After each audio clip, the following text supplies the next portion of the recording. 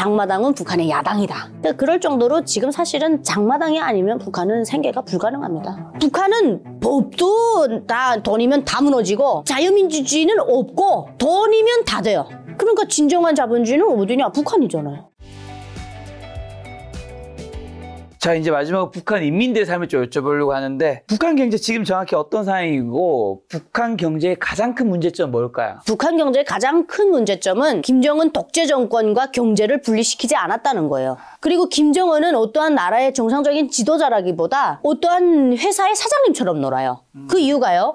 어느 날은 신발 공장을 현지 지도했다가 어느 날은 비료 공장 갔다가 어느 날은 군부대를 갔다가 어느 날은 공군 갔다가 어느 날은 또 학생 책가방 만드는 공장 갔다가 우리나라 대통령이 뭐 어디 무슨 누구 뭐 벌펜 만드는 회사에 가나요? 경제를 전문가들한테 분리시켜야 되는데 그걸 그냥 총괄적으로 다 그냥 국가가 관리하는 거고. 정치와 경제를 다 하나로. 네. 그리고 또 하나. 먹는 문제도 국가가 관리해요. 그래서 북한은 양정사업소라는 게 있습니다. 양정은 뭐냐면 쌀을 국가가 관리하겠다는 거예요. 그 이제는 또 김정은이 이거 코로나 시기 겪고 나서 쌀이 너무 귀해지고 쌀값이 막 천정부지로 뛰니까 지금은 막 9,000원대 넘어갔다 그래요. 쌀값이. 그런데 이걸 어떻게 했냐면 개인들은 이젠 쌀 팔고 사고 못한다. 이렇게 해버렸어요. 그러니까 특히 개인들이 쌀을 못 판다. 그래서 자기네들 양종사업소가 이제 다 맡겠다는 거예요. 이렇게 되면 경제가 굴러갈 수가 없어요. 그래서 야 저거 진짜 덜대가리다. 아니 어떻게 지가 경제 전문가가 아니잖아요. 그러면 이것만 봐도 우리가 뭘 알 수 있냐면 김정은이 그거 몰라서 그럴까요? 다 알면서 저러는 거예요. 근데 왜 그럼 얘네들이 이렇게 통제를 하면서 북한 주민들이 돈 못 살게 그러느냐. 못 먹고 못 살아야 컨트롤이 돼요. 잘 먹고 잘 살면 민주주의 하겠다 그래요. 사람이 배고픔이 해결되면 그 다음 단계가 민주주의로 가는 단계입니다. 다 단계가 있어요.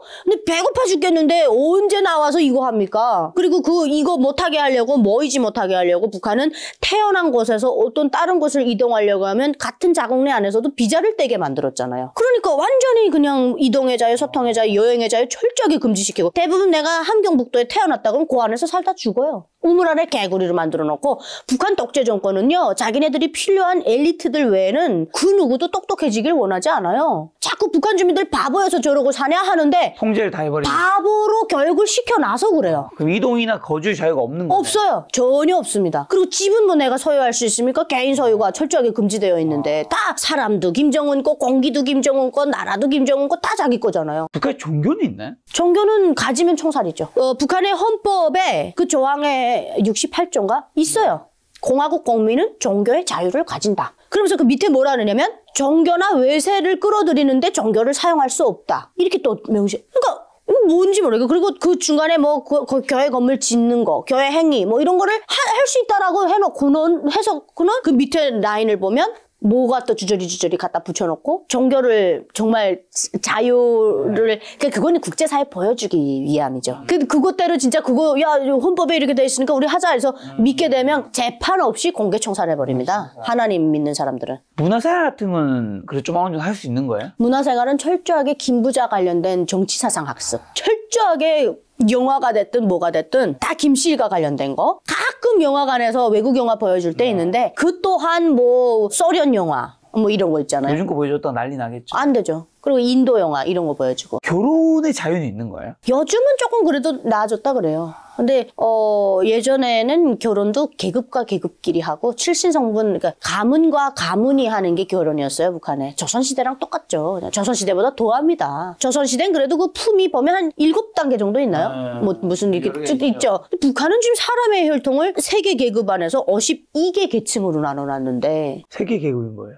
이자처럼 핵심, 기본군중, 그다음에 적대자 계급 이렇게 나눠놨는데 그 안에서도 또 자세하게 나눠놓고 그 김정일이 그렇게 다 나눠놨죠. 그렇기 때문에 북한의 결혼은 가문과 가문의 결혼이고 연애에서 결혼하는 거는 사실 공장기업소에서 만나면 까치는 까치끼리 북한에 그렇게 말합니다. 까치는 까치끼리 제비는 제비끼리. 예. 예를 들어 저희 아버지 같은 경우 저 아무데나 시집 보내겠어요? 절대 안 보낼 거 아니에요. 뭐 최소한 어디 당간부집 아들이든 뭐 어디 자기처럼 군간에 뭐 간부집 그렇게 되는 거예요. 북한이야말로 철저하게 더 그런 사회입니다. 그럼 북한 아까 전에 이제 그 주민들을 가난하게 만들어야지 딴 생각 안 한다고 하셨는데 충분한 식량이 당연히 없고 건강하지 않겠네 인민들은. 영양 상태가 안 좋죠. 그래서 북한이 그 입대 조건을 보면 그 영양 상태가 어느 정도 안 좋은지 알 수 있어요. 2020년도인가 19년도인가 그때 그 이제 국방백서를 보면 입대 기준이 키 147에 몸무게 43kg예요. 이 이상이면 그거면 가는 거예요. 하는 거구나. 근데 147에 43kg? 이거 정상적인 몸이 아니죠. 아니죠. 남자 기준에 했을 때 아니죠. 47이면 몸무게가 최소한 뭐 47kg 이상 넘어가든지 50kg는 넘어가야 되는데 43kg면 그 입대 조건이 됐어요. 키도 이제 성장이 좀 덜 된 거죠. 영양이 줄어들고. 충분하니까. 이게 전에 10년 전에는 58이었어요. 근데 다시 47, 8로 낮아진 거죠. 그러니까 더 얼마나 영양 상태가 안 좋아져. 북한은 시간이 거꾸로 갑니다. 대한민국은 1년에도 막 100년 가까이로 바뀌지만 북한은 오히려 거꾸로 후퇴하고 있어요. 그래서 야, 너 무슨 어디 18년 전에 탈북한 애가 지금의 북한을 알아? 아니요. 오히려 제가 살 때 북한이 더 잘 살았습니다. 그대로일 것이다. 안 좋아졌죠, 더. 안 좋아졌죠. 산은 더 벗겨졌고. 자연을 벗겨먹는데 자연 그럼요. 벗겨먹게 산은 더 벗겨졌고 사람들의 삶은 더 핍박이 더 들어왔고. 작년에 탈북한 친구가 이렇게 말해요. 지금은 아우성이 그냥 매일과 같이 나오고 강냉이 밥도 없어서 하루 세끼 못 먹는 사람들 많다. 다시 아사자가 속출한다. 근데 유나님은 대학도 나오셨잖아요. 대학은 이제 졸업은 못하고 네. 2학년 때 탈북한 거죠. 그럼 북한의 일반 주민들은 충분한 교육을 받나요? 주로 어디까지 가요? 주로 고등학교까지. 고등학교까지. 근데 제가 그때 공부할 때는 중학교, 고등학교 졸업 못하는 애들이 정말 많았어요. 먹고 살기 힘드니까 학교를 못 나오는 거예요. 그래서 졸업 못하는 애들 너무 많았어요. 거의 우리나라로 치면 우리나라 부모님 세대 대학교 못 간 분들 많았으니까. 한 5, 60년대?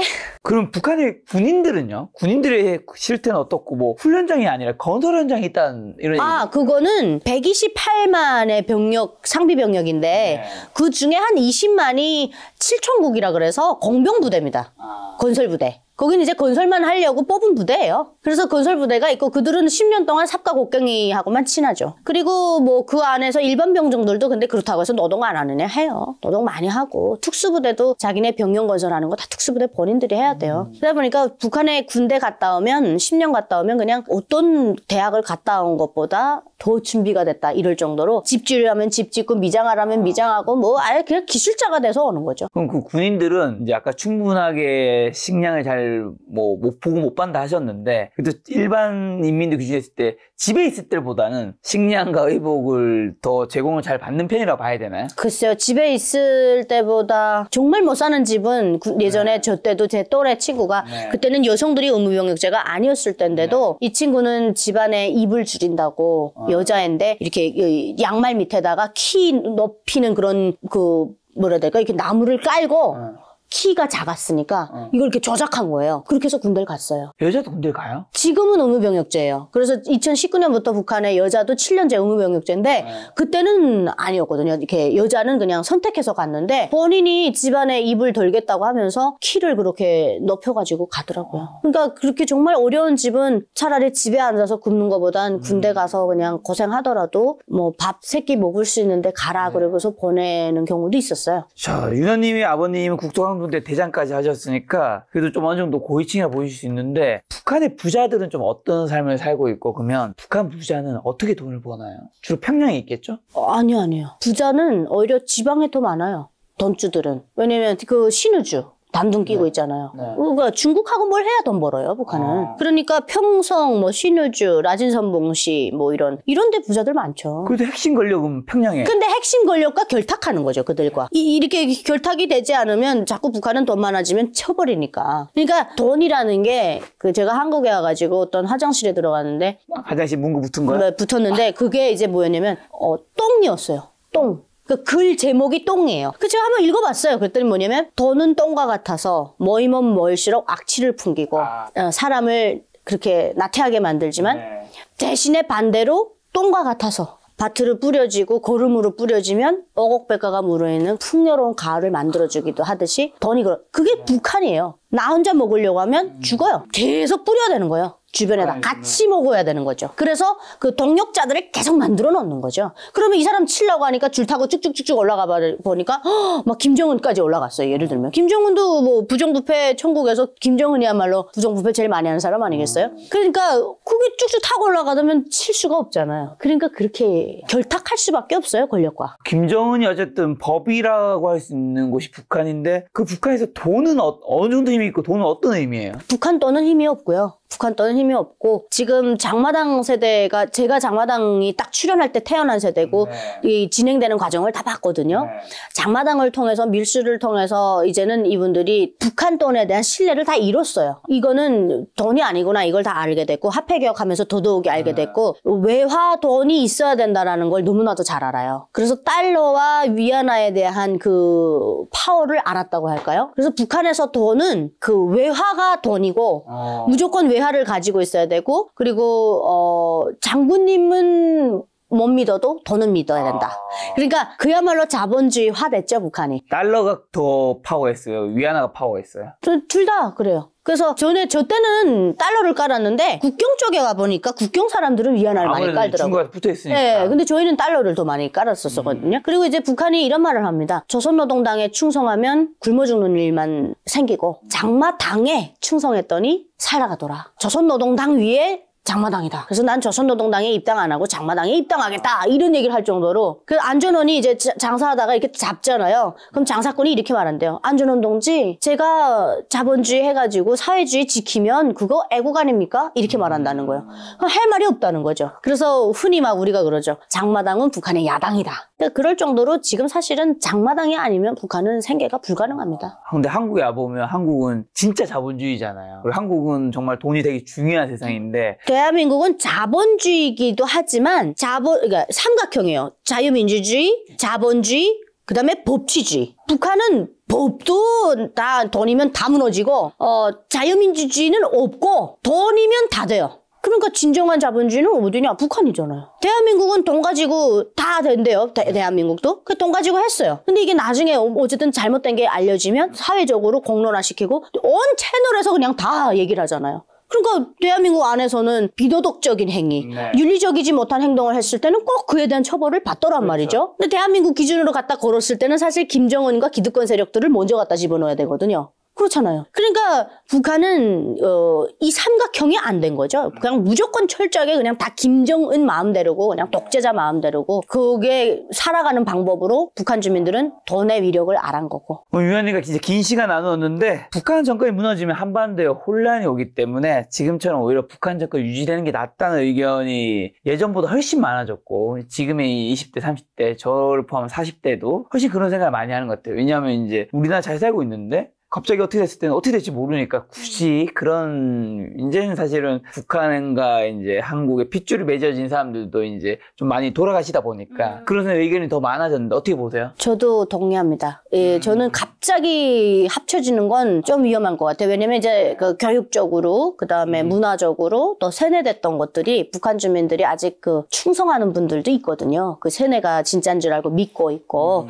대한민국 안에서도 북한을 좋아하는 세력이 있는데 그건 설명이 안 되잖아요. 예를 들면 알라신을 외치면서 자기 몸을 막 폭발시켜요. 글로벌과 소통이 되고 인터넷이 있어서 모든 걸 다 찾아볼 수 있는 이 세상에 살면서도 알라신을 외치면서 몸을 폭파시키고 잘못된 어떠한 사이비 종교에 빠지고. 대한민국에 그런 일 없습니까? 너무 많잖아요. 정명석 같은 경우도 아니 그건 누가 봐도 아닌데 거기 빠져 들어가잖아요. 그러니까 이런 사이비 종교 집단이에요, 북한도. 그렇기 때문에 그들도 자기네들이 가지고 있는 인재를 동원해서 북한 주민들을 세뇌시켜놨기 때문에 분명 저 안에는 김정은을 좋아하는 세력이 있습니다. 그건 뭐 정말 퍼센트를 내기는 어렵겠지만 그래도 많기 때문에 유지되는 거 아니겠어요? 그래서 그렇게 됐을 경우에 만약에 갑자기 통일되면 어떠한 그런 부작용들이 있을 수 있어요. 그래서 저도 김정은이 갑자기 잘못돼서 통일을 하자, 뭐 또 이제 그쪽에서 통일을 요구해온다 하더라도 점진적인 통일을 해야 된다고 생각해요. 그러니까 처음에는 교류를 막 하면서 이제 뭐 우리나라에 있는 뭐 지식인들도 들어가고 종교인들도 들어가고 이렇게 해서 계속 협력을 하면서 문화의 갭을 점점 줄여가지고 그 다음에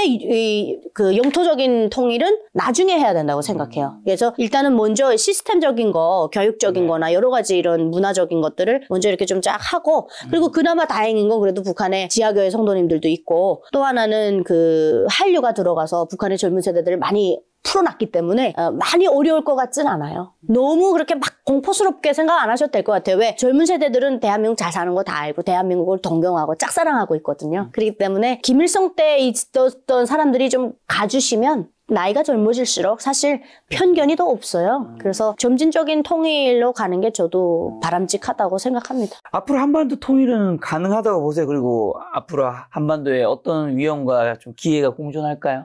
북한은 계속해서 대한민국을 도발할 겁니다. 사이버 공격이 됐든 지금 우리나라가 대한민국 법원이 지금 다 털렸어요. 북한한테.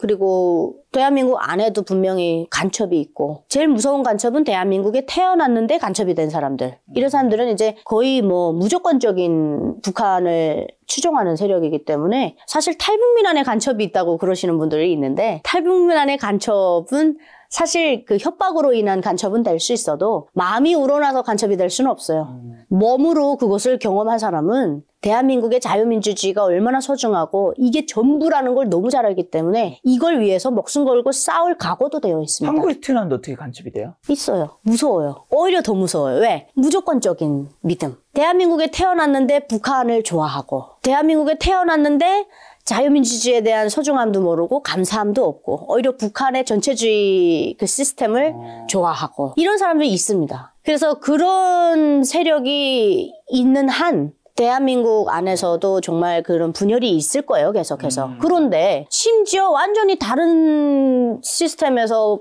80년 살아왔던 북한 주민들은 오죽하겠습니까? 그러니까 통일은 다 이런 예쁘고 무지개만 그려지는 게 아니라 이제는 우리가 현실을 자각하는 거죠. 야, 소독도 30년밖에 헤어져 있지 않았는데 저렇게 아직도 마음에 앙금이 있는데 그래서 점진적으로 가야 되는 게 맞고 통일은 될 겁니다, 무조건. 왜 그러냐면 우리가 지나간 그 수천 년, 수만 년의 역사를 보면 영원한 건 없어요. 특히 정치적인 걸 봤을 때 영원한 게 없거든요. 세력도 마찬가지고요. 그래서 아무리 김정은 독재라 그래서 저거 뭐 영원하겠습니까? 아직도 저렇게 체제 부실성 때문에 계속해서 도발하고 그걸 도발하지 않으면 세뇌가 안 먹히는 곳인데 대신에 대한민국은 뭘 인지하고 있어야 되느냐? 북한의 독재 정권의 체제 부실성 때문에 대한민국을 계속해서 무력 도발을 할 것이다. 할 수밖에 없다. 해야지만 내부의 세력이 통합이 되고 내부 세력을 그 세뇌시킬 수 있기 때문에 계속 할 거기 때문에 전쟁 끝나지 않은 나라에서 제일 중요한 거는 안보입니다. 그래서 나라 경제는 먹고 사는 일이지만 국가 안보는 정말 죽고 사는 문제거든요. 그래서 대한민국의 정말 이 소중한 땅에서 사는 우리가 정말 애국심을 가지고 대한민국 안보에 대해서 누구나 다 한마음으로 그 부분에 있어서는 분열 안 됐으면 좋겠어요. 자, 유현님께서 또 저희 김작가TV 처음 나오셨는데 저희 시청자분들에게 혹시나 뭐 북한과 안보, 뭐 탈북민 관련해서 꼭 하시고 싶은 개인적인 말씀이 있다면요? 글쎄요, 시청자분들께서 이렇게 그 북한 출신이 출연하는 방송을 봐주신다는 것만으로도 솔직히 저희 같은 사람들은 감사합니다. 왜냐면 북한 출신이 이렇게 하는 얘기를 들어주신다는 건 그만큼 애국심이 있는 분들이죠. 그러니까 우리가 헌법으로 봤을 땐 북한이 지금 우리나라 땅이죠.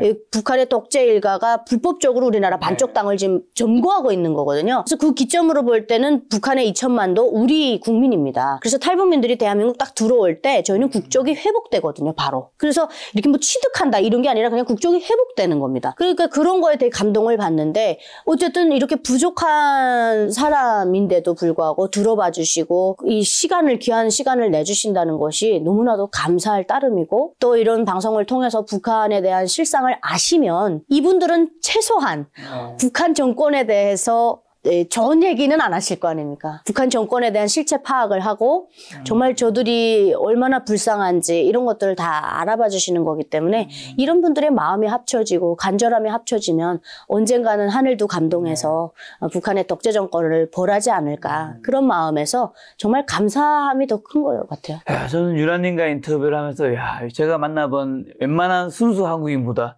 훨씬 더 말씀을 잘하셔서 예, 스피치 교육을 받으셨나?